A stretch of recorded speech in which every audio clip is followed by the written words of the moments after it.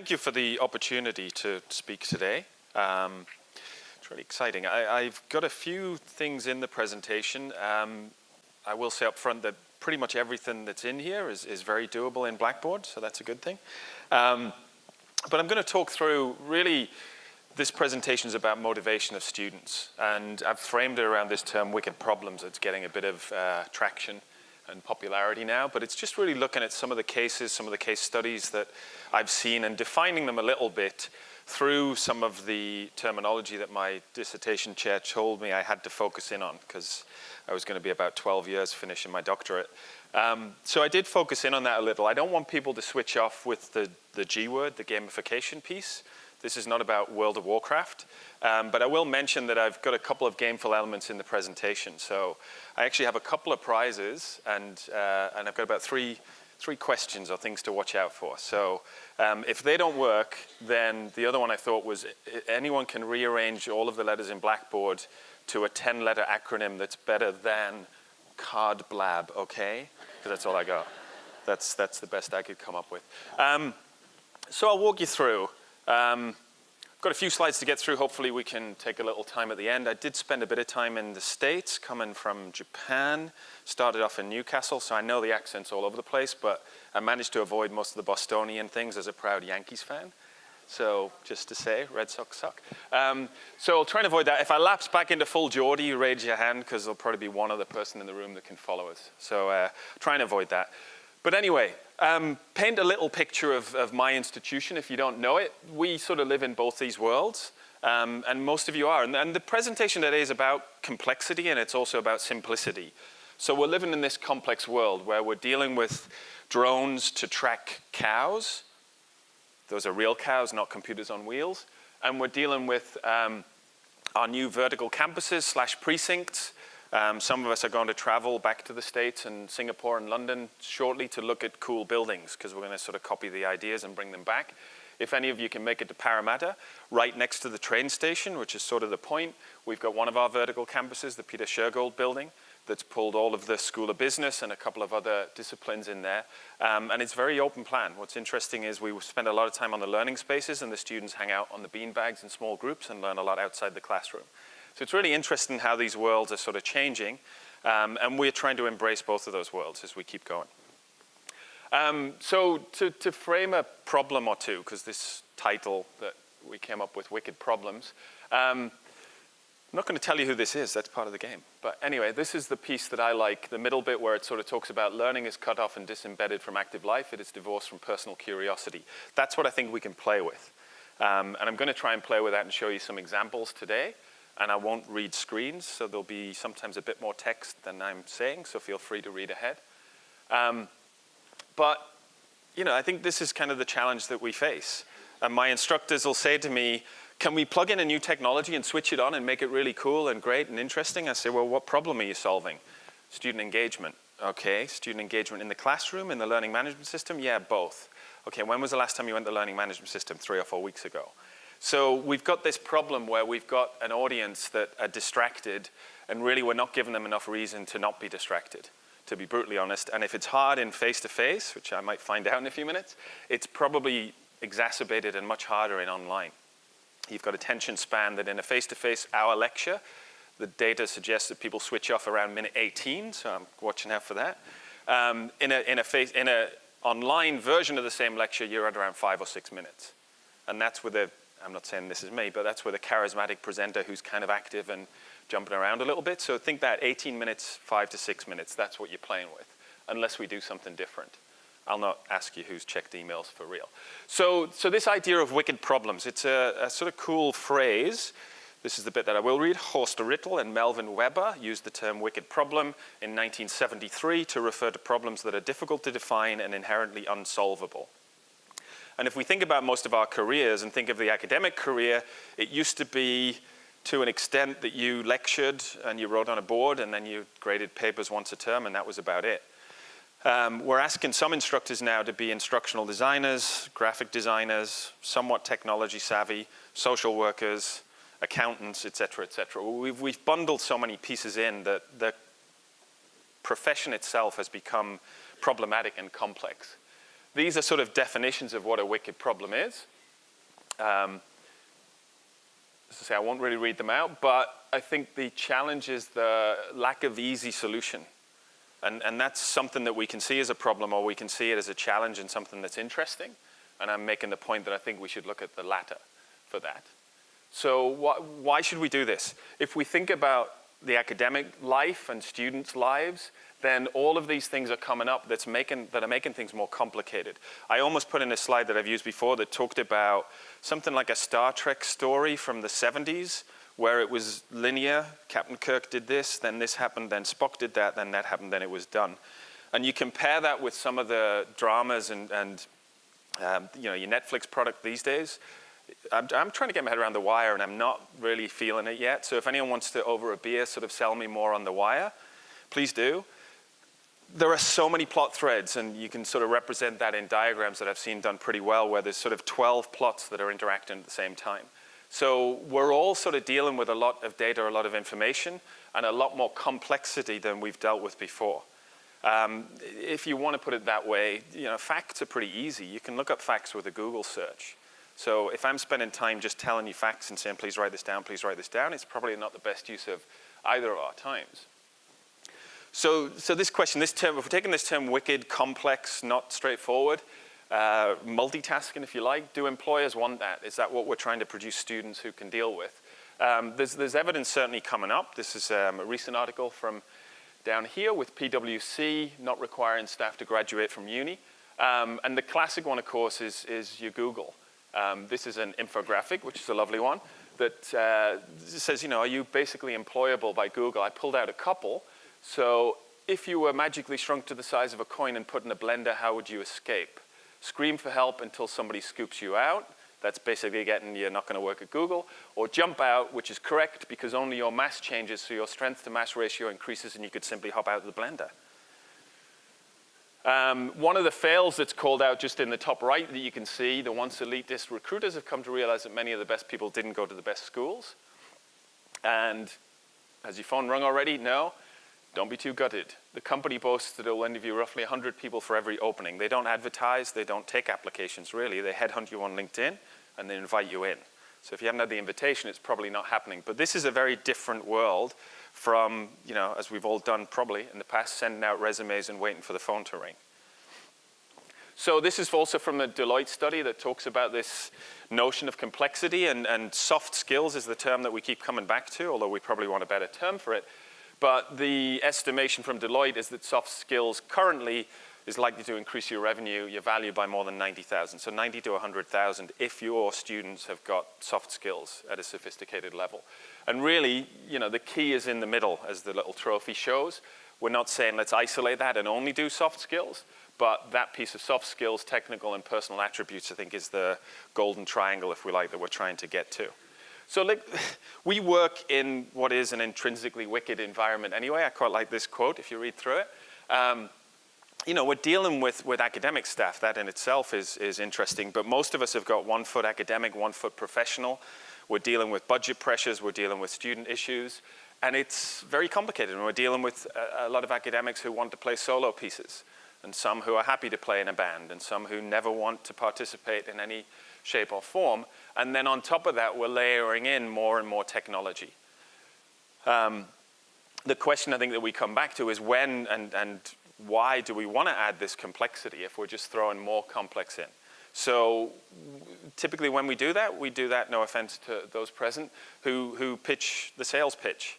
And there is someone out there in most of our academic staffs who's just discovered clip art and thinks it's really, really cool and wants to put it in all the lectures. So, we deal with this, and we deal with, I don't want to change my pedagogy. I don't want to change the way that I've taught for the last 20 years. Just show me which button to click so that I get the provost off my back, and then we'll move on with a new technology-enhanced system. I think this question comes back to when should we apply it, not when do we. I think there are a couple of areas that we want to look at, thinking back to that slide where people were checking email and switched off. I think if we increase student access, or if we increase student motivation, or ideally both. Western certainly in an environment where we are trying to increase student access and support students who quite often first in family, first generation, non-English first language speakers. who've got a lot of challenges in coming to university. So if we can support them through technology or motivate them, I think that's a really good reason to go there. I think it's very important that we do think carefully about our audience. I'm getting to that age where, I'm starting to think that young kids do things very differently. But it's really interesting, actually, looking at the data, the current sort of student population don't game as much as we think they do. We did a bit more of that, what I call the Space Invaders generation, who's with me. We did a lot of that, and we think games are kind of cool on phones. What students typically are doing is interacting with gameful and gamefully designed apps. So those of you who are about to check Facebook and see if you've got any likes or notifications, those are all cleverly triggered to motivate you to keep going back, to see who's forwarded your post, who's liked it, how long's it been. I got one today. It was a year ago since I took this picture of me doing something in New York.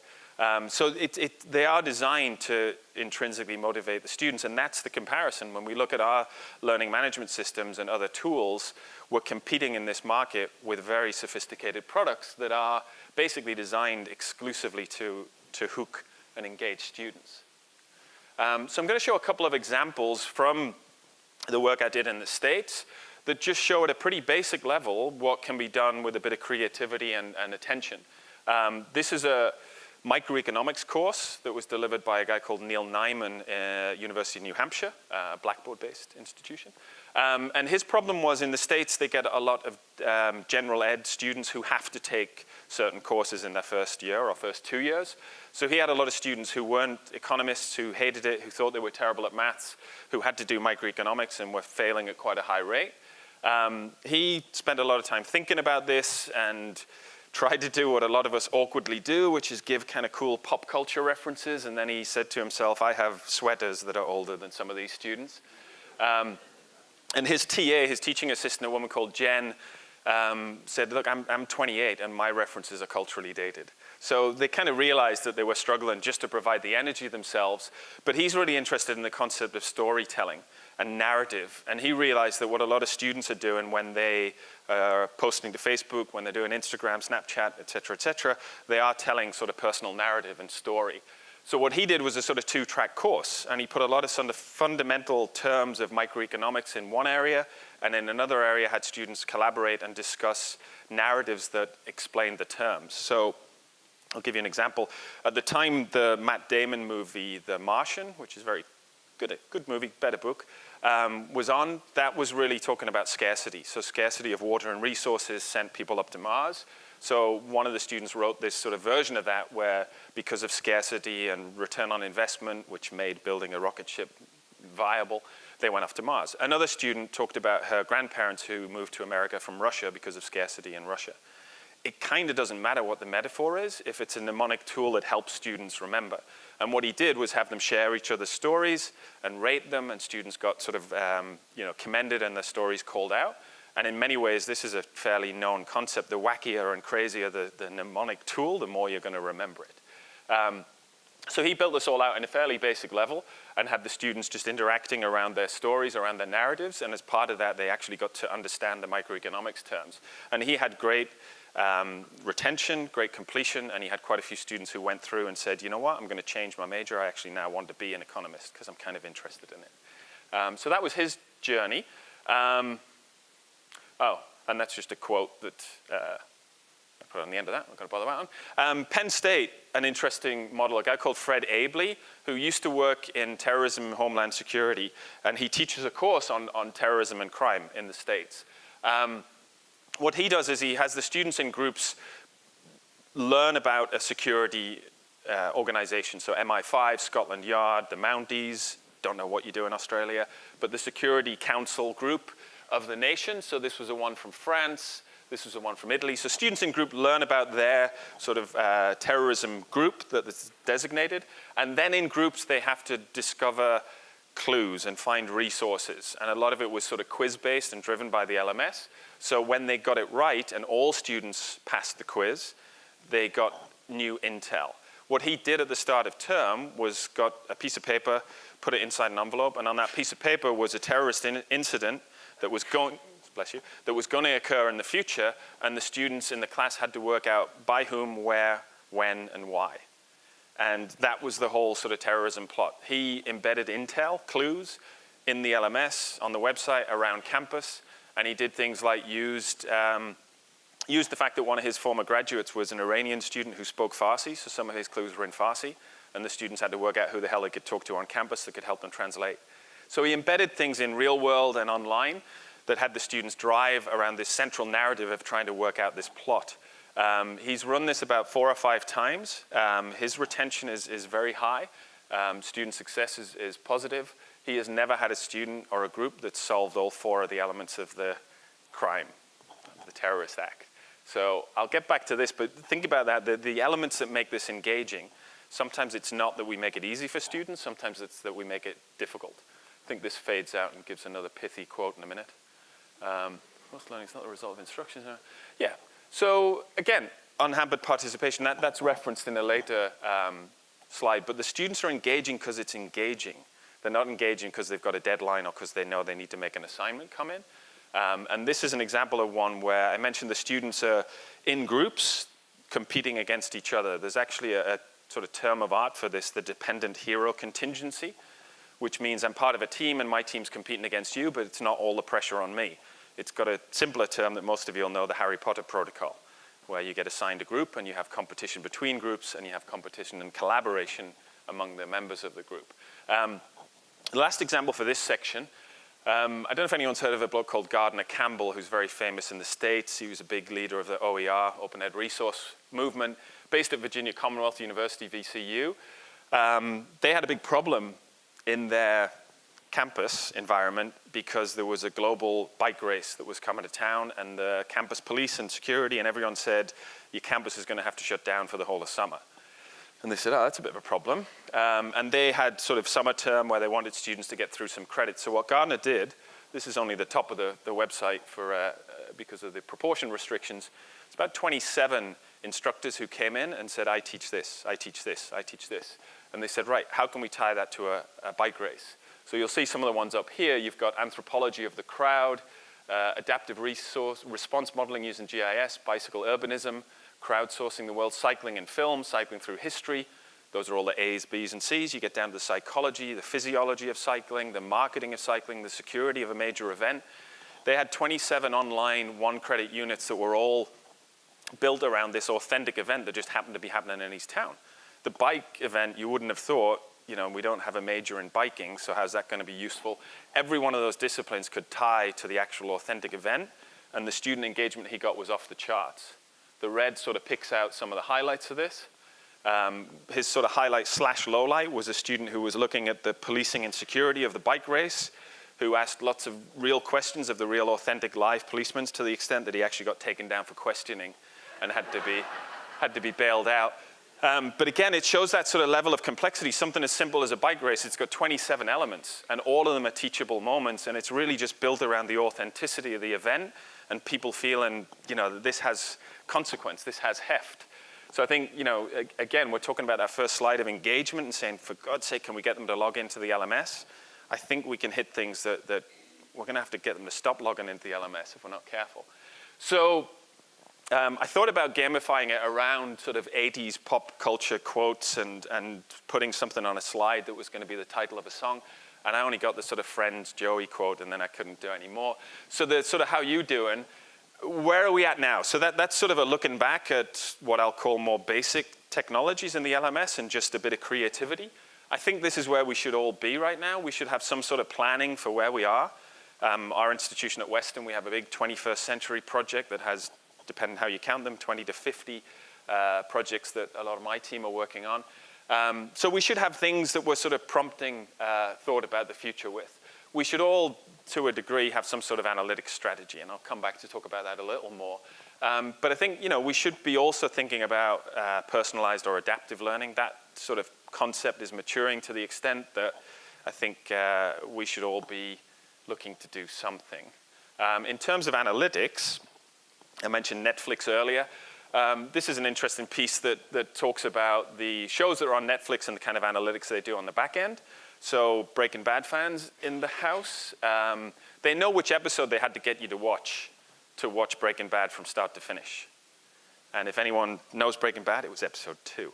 episode 2 where, just through circumstance and whatever the opposite of serendipity is, they kill someone and have to melt his body in an acid bath upstairs, and it goes through the floor. And if you actually got hooked to that extent and you're on board with the concept, you couldn't not watch next week. So Netflix knows which episode they have to promote, because they know if you get this episode and you get it, we've got you. We don't do that with our materials. And when you look at what they call in the States fragile learners or underrepresented minorities, you've got a lot of kids, of young adults who are coming in thinking, I don't know if I can do this. I don't think I can do this. One of my cases that I don't reference here, but it is referenced in the widely available book version, is a philosophy instructor. And he knows when the students come in, they're all going, philosophy, what the hell is that? I'm not into it. I want to get through this damn thing. And he set up a really cool gameful activity where they collected, again, sort of information, and they had bartering with a merchant. And he had students by about week 8 or 9 saying, wow, I love the fact that we've got a Socratic dialogue coming up today. And I wish we could use a Platonic frame of reference. And he's like, this is awesome. So we should be able to say, look, let's push the students through this core unit until they get to here, because if they get to here and they're doing well, they start to engage with the subject matter. I make the case that a lot of this, the gameful work, I think we should really invest in those early units when students are going, I don't know if I can do this. Some of the communities we deal with are getting negative peer pressure from families and friends saying, why are you doing this? Who do you think you are? So we want to hook them in any way we can. And we want to be able to track that and know we've got to get them in class for these first few weeks at least. Some work that we've done at Western, this is a basic one. Again, LMS-based. This was something that my team brought out before I was here. I've been here for 2 years. That's why I'm still dealing with accent and Australian culture. But we built out an articulate storyline, a little game of triage. That was I think, Game of Thrones reference with the blonde nurse there, but we build this out and it's just diagnostic. So someone walks in, which triage category would you assign? Looking at symptoms, checking it off. So basic stuff, but adapts to maybe, a two-way fork in the road. You can go this way or that way. This way, you obviously haven't got it, go back and read the book. This way, you're on track, keep going, that's super. So basic sort of adaptive. We've moved on and we're doing some pilots with an adaptive platform that I worked with at Northeastern, and I was at Southern New Hampshire before that. So I've done a bit of work with this group before. And they've got a good interactive platform. It actually pops out from Blackboard, but it's on very good talking terms back to it. And we built out a readiness program. We have one, a 3-part series, digital literacies, professional literacies, cultural literacies. And we launched this with our first-year nursing students who come in. A lot of them are recent arrivals, and they get sent out to hospitals pretty quickly. So we felt, there's digital communications issues there. There's also professional literacies and cultural that we want to hit on. So this is a build out, and I dig in not with our readiness one, but just to show you a couple of features in this platform. This is starting to get to the gameful elements, if you like. But you'll see sort of as this presents, you've got what's the expectation, how long is this going to take? You've got some multiple choice things, and you've got what we call an efficacy slider. And based on your results and based on how confident you are, that'll tailor it to one of maybe 5 following screens or 10. It's kind of limitless. The problem is getting the content out of the academic staff. But you're able to give quite a degree of adaptivity there. That's just an example of the multiple choice in there. So that's a little retrospective, I guess. Looking forward, so where are we at now? So I titled this one Game Changers, ? And I'm going to look at a few emergent technologies. My note to self here says Game Changers, ? Or simply third life, which is a second life joke. But we actually did this. I worked in a very small graduate school in Vermont. A lot of people still on dial-up, and I remember our MBA director getting really intrigued with Second Life. We had an island. We played with it. It didn't go anywhere. So, thinking back to that earlier slide, are we doing it because it's cool, or are we doing it because it really sort of makes a difference for student motivation?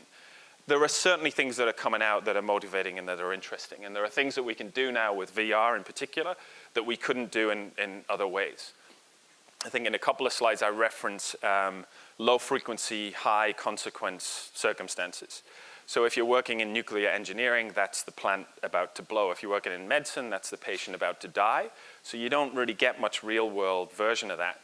But as you can see in medicine and other areas, you can replicate that pretty well now.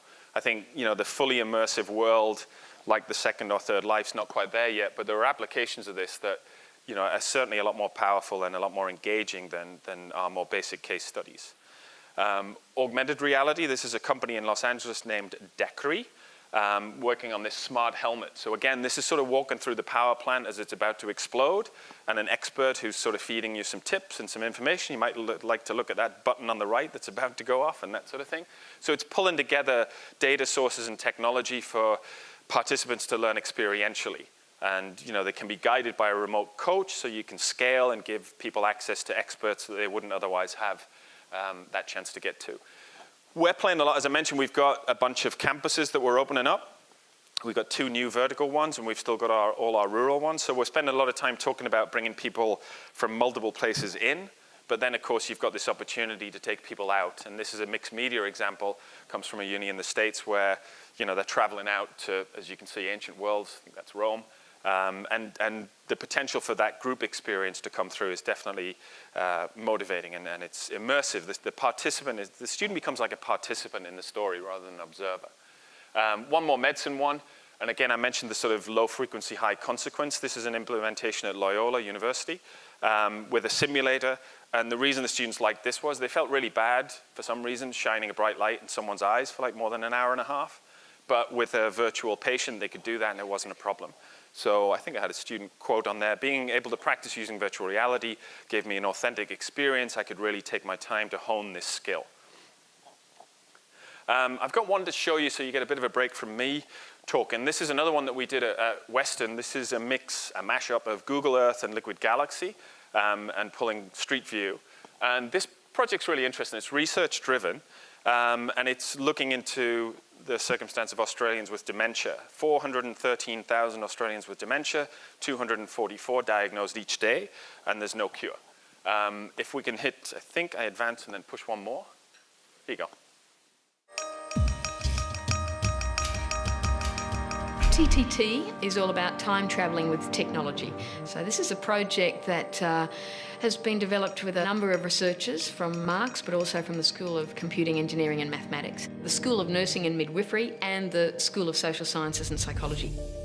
It's about using technology in the context of dementia. So there are about 350,000 people in Australia with dementia at the moment, and there's a new case kind of appearing every 6 minutes or so. We thought we would look at a kind of therapy called Reminiscence Therapy and combine it with technology.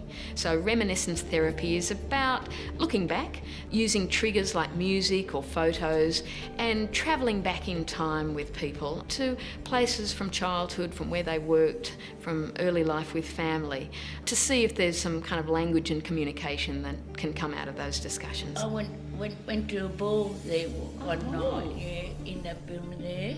Nice. People with dementia, even severe dementia, still have some preserved long-term memory. We're drawing on Google Liquid Galaxy technology, and rather than just using a photo or a song, we use this wonderful display behind us, and we load it up with things from Google Maps, Google Earth, from Street View, and we go to landmarks that are meaningful to the people in the residential care facility here. What happens in the sessions is that people, some of whom don't have much language, start to open up. The images, the hyper-real images, start to elicit memories. They start to talk, they start to laugh. You can see that people are completely absorbed. They are fully engaged. Their behavioural kinds of problems that we see outside of the setting seem to disappear. So they're really fully immersed in the situation. And we think it's got something to do with the hyper-real, the super-real nature of it. The fact that it's modern, it's not just nostalgia, but we're actually travelling to these destinations as they look currently. It's early days yet. We're videoing the participants. We're going to code their levels of engagement, the amount of conversation, the amount of language, the positive and negative kinds of moods and gestures that are associated. All of that's looking pretty good, but of course we need to do the analyses and we need to put it through peer review before we really know the complete answer. The kind of collaboration that is at the heart of time travelling with technology is really characteristic of the big kind of research that we can do at Western Sydney University. It's really vital that psychologists can be working with computer scientists and working with people in nursing. We can answer questions that are deep questions, and we can answer them in a very thorough kind of a way by drawing those different disciplines together. I'm almost through. I think that's an example, and one that I was going to mention before is the use of VR that I've seen applied a lot, where through putting this on, medical students can get an appreciation of an autistic patient's world, and we can replicate that. I think that notion of empathy is something that we can get from these tools. They're sophisticated enough for that. They're not quite there for the full immersion, I don't think. But I guess that's the question. Like, where are we at with this? Can we ignore this for another 10 years or so? Is there no rush? Are we okay just to keep going with what we're going? This is a little newspaper article. I don't know if anyone knows why this was significant. I'll pause. This is the first official news article in a wide distribution newspaper to be written entirely by an artificial intelligence reporter. So it's interesting. Artificial intelligence has been with us since the 70s, I think, is sort of the first commercial implementations. One for the geeks, the first video game to use artificial intelligence so that the ghosts learned what you did and run away from you was Pac-Man. Thank you. Very good. So we've had this technology around since the 70s, and it's certainly becoming mainstream enough now that those of you journalism students who stumble across this might be a little concerned. We maybe need to do something else for them. And I think you're certainly at that stage now where you can combine some of these elements. So this is a VR with AR injection. So the surgeon who's actually expert is providing information to this guy who's, this is not a medical environment. It is. It's a diagnostic tool, and the expert advice is coming in. The artificial intelligence piece, just to extend one more, there was a really interesting study done recently with the IBM Watson technology, and it was around cancer diagnosis. And for the first time, a artificial intelligence outperformed a very experienced senior oncologist. And what was interesting was it just managed to beat him, so it was like, it was kind of almost a tie. The senior oncologist retired the following week, whereas the tool's going to keep getting better and better. So, I think it really is time we need to be thinking about what to do. So one final piece about the application. We can get this very wrong, and we can do it because it's cool, because, I heard about it at a conference again, no offense. And we can plug it in. And it's this notion of extrinsic versus intrinsic. A sort of classic example is if you're a mountain climber and you live for the moment that you stand on top of the mountain, you stand there for about 20 seconds and then you're kind of done.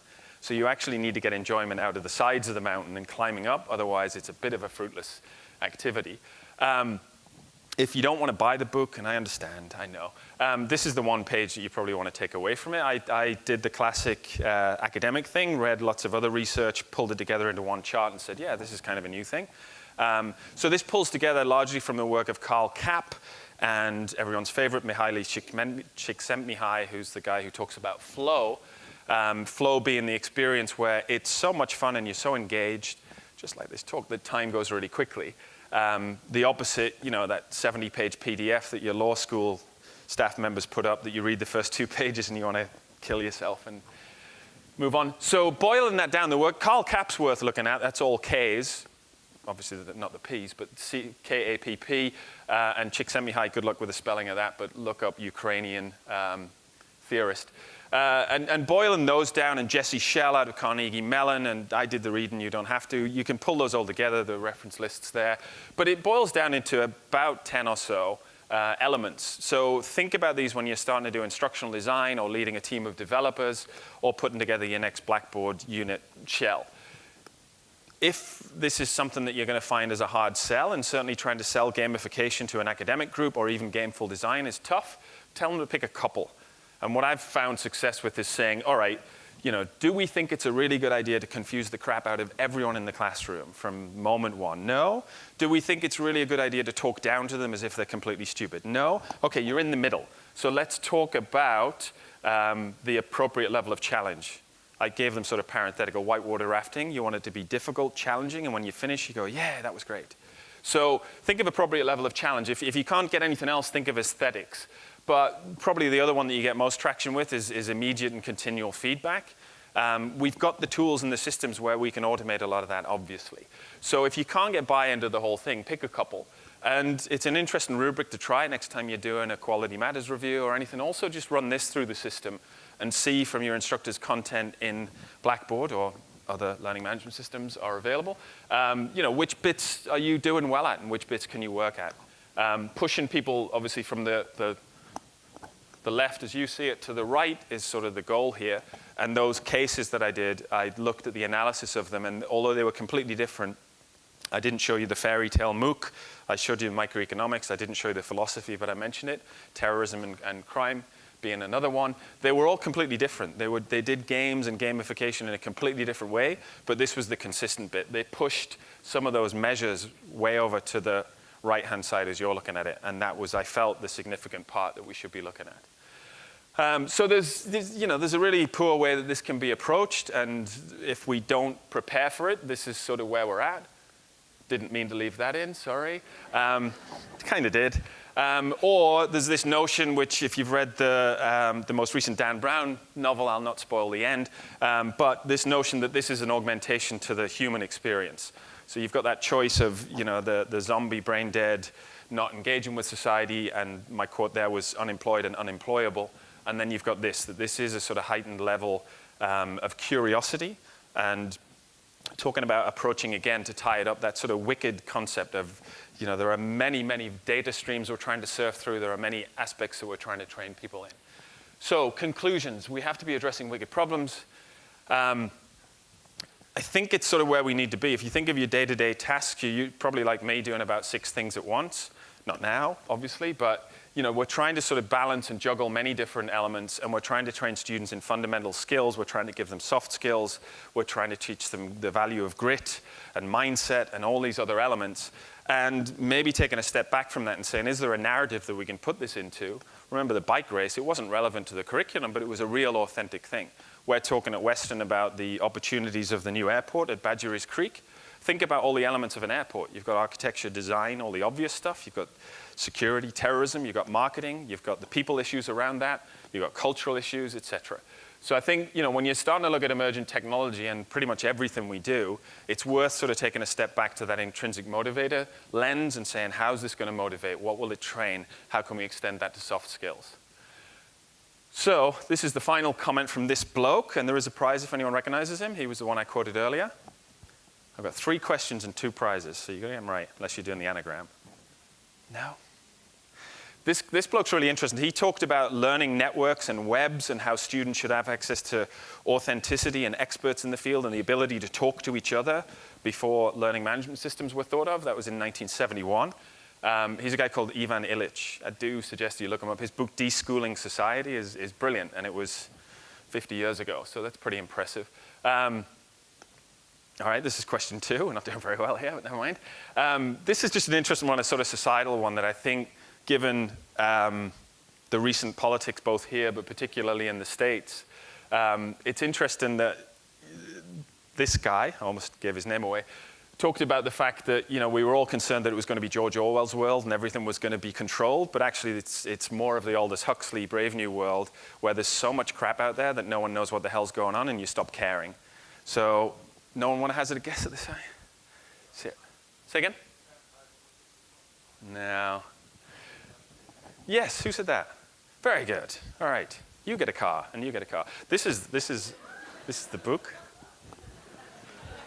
Available at clearance centers near you. That's Neil Postman. That's another one of his quotes. It's actually amazing to read some of his stuff now in the context of the last 3 or 4 years that he, again, wrote sort of 10, 20 years ago. But Postman's brilliant. You should look him up. Ivan Illich is worth looking up. And then I think, what was my other one? Oh, yeah, so this is one other one. This is one for the geeks in the audience.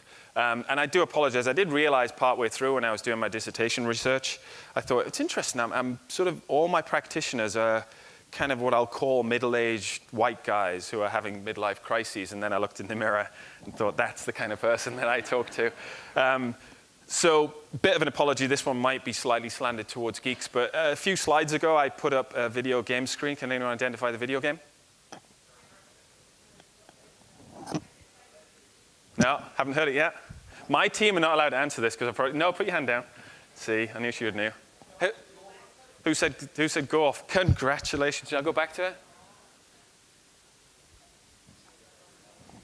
The boss battle at the end of Golf. Golf, the first video game in which the computer actually spoke and had a voice and insulted you, basically. Space Avenger, just saying, highest category. So that's us kind of through. I started a little late, but that's all right. It's the boss. So I'm sort of back pretty much where I thought I would be. I'm getting a bit of a thumbs up from the Rochelle at the back, but I'm happy to take questions before anyone pulls me away. That is the book. It's a bit of a thing. Look, it's fun because it's talking with interesting people about interesting things. Ignore the crap chapter I do on the front and the one on the back if you want, and I'll send you that grid, so you don't have to get it. But I enjoyed doing it. It was sort of 2014 dissertation at Penn, so by the time it got through Johns Hopkins and published, it feels a bit dated, but the concepts are there. The intrinsic motivation piece is there, and my thought now is, right, we take that and say, we've learned our lessons looking back. Now let's make sure we don't bugger up. This is being recorded, AR, VR, et cetera, and we maybe apply that. So please think about that. I'm happy to have more conversation around it. What can we implement? I'm actually really pleased to see with Ultra and a lot of the Blackboard discussions I've been in that they haven't named it this way particularly, but there's a lot of elements that I would call kind of gameful. They're looking at things like personalization and feedback, and there's lots of things that if we use that platform well, it does speak to.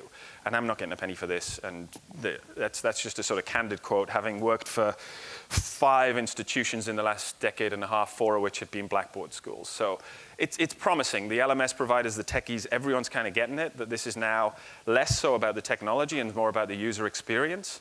And I think that's what you want to try and sell. I'm trying to get that with my academic staff. To be brutally candid, we could change the LMS on them and half of them wouldn't notice. If I can work on their behavior and get them to embrace some of this, we're going to have a few thousand students who retain and don't attrite. So I'm done. Thank you for your time. Any questions? Thanks. The golf guy.